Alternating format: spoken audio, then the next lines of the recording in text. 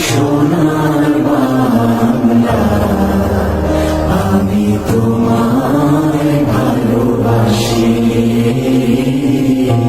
চিরদিন তোমার আকাশ, চিরদিন তোমার আকাশ, তোমার বাতাস আমার প্রাণে, তোমায় আমার প্রাণে বাজা। আসসালামু আলাইকুম। আশা করছি আপনারা সুস্থ আছেন আর নিরাপদে আছেন। আজকে নিজেকে খুব হালকা লাগছে। মনে হচ্ছে কত শত উদ্বিগ্নতা, হতাশা আর অমানিসার পর আলোকিত এক সূর্যের দেখা পেয়েছি। নতুন ভোরের মিষ্টি আলোতে শুরু হতে যাচ্ছে নতুন বাংলাদেশ গড়ার কাজ। তারুণ্যের জয় জয়কার সর্বত্র। আমাদের শিক্ষার্থীরা কিন্তু পুরনো জেনারেশনের ধারণাটাই পাল্টে দিয়েছে। ওরা ইন্টারনেটের জেনারেশন, সারাদিন শুধু ইন্টারনেট ঘাটে। সাধারণ মানুষ, সমাজ আর দেশের কি হলো ওদের কি আসে যায় তাতে। সারাদিন পড়ে থাকে ঘরের মধ্যে, শুধু নিজের পড়াশোনা আর নিজেকে নিয়ে ভাবনা তাদের। তারা মাঠে খেলতে যায় না আগের দিনের ভাই ব্রাদারদের মতো। এক কথায় তারা খুব সেলফ সেন্ট্রিক টাইপের। Yes, it was our assumption. We all assume that, which is not correct at all. They showed and proved it already. Last couple of weeks with their very much appreciated activities together. School, college আর ইউনিভার্সিটির শিক্ষার্থীরা এক হয়ে শত শত প্রাণ বিলিয়ে দিয়ে আমাদেরকে দেখালো সুন্দর সুস্থ একটা বাংলাদেশের পথ। গত ৩-৪ দিনে আমাদের শিক্ষার্থীরা ঢাকার রাস্তার ট্রাফিক কন্ট্রোল করে যাচ্ছেন।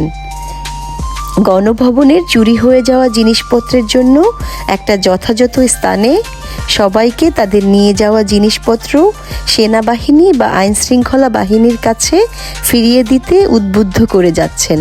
গত ২-৩ দিনে দেশের নানা জায়গায় অরাজকতা আর নৈরাজ্য চলছে ব্যাপক হারে।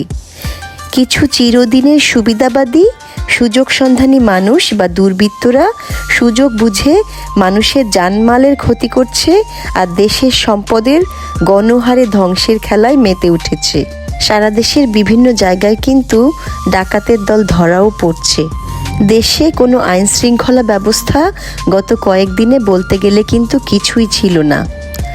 কোনো সরকার ব্যবস্থাও ছিল না।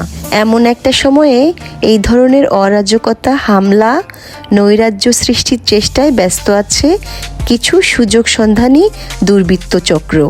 ১৯৭১ সালে দেশ সবেমাত্র স্বাধীন হওয়ার পরপরই কিন্তু এই একই রকম অস্থিরতা আর লুটপাট চলেছে সারা দেশে। স্টুডেন্ট মুভমেন্টের সমন্বয়করা কিন্তু বারবার করে স্পষ্ট ভাষায় এই সব নৈরাজ্যের বিরুদ্ধে তাদের তীব্র প্রতিবাদ জানিয়ে আসছে।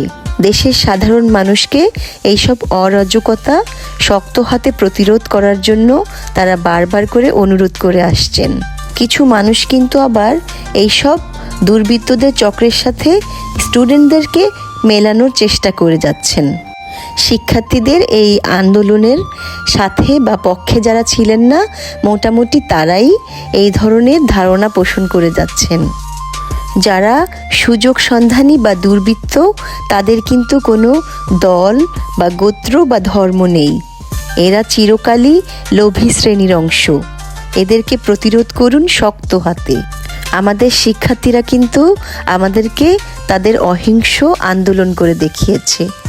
আমরা একটা কাঙ্ক্ষিত অন্তর্বর্তীকালীন সরকার ব্যবস্থা পেয়েছি।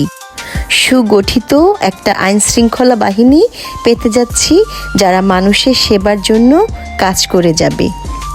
এরপর একটা ফেয়ার অ্যান্ড করাপশন ফ্রি ইলেকশনের মাধ্যমে এই তরুণ স্টুডেন্টদের মধ্য থেকেই কেউ না কেউ দেশের দায়িত্ব নিক, সেই আশায় পথ চেয়ে আছি চাতক পাখির মতো। স্বাধীনতার সুফল কত মিষ্টি সেটা দেখার জন্য।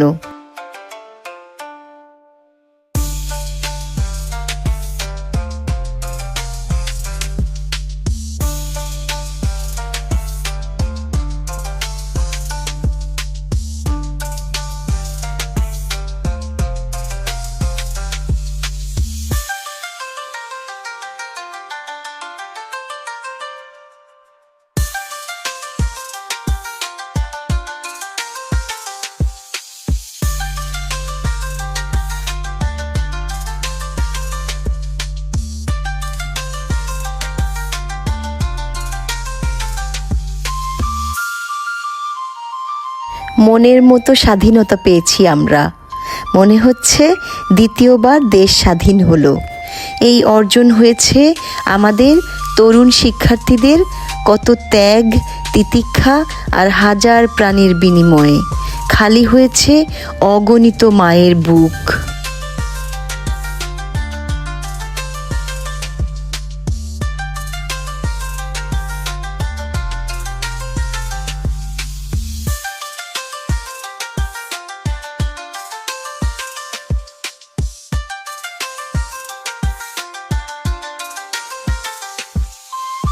আপনি, আমি আর সে মিলেই কিন্তু পুরো বাংলাদেশ। তাই আইন শৃঙ্খলা বাহিনীর প্রতি সদয় হয়ে সকলকে সাথে নিয়েই আসুন, একসাথে দেশের জন্য কাজ করি।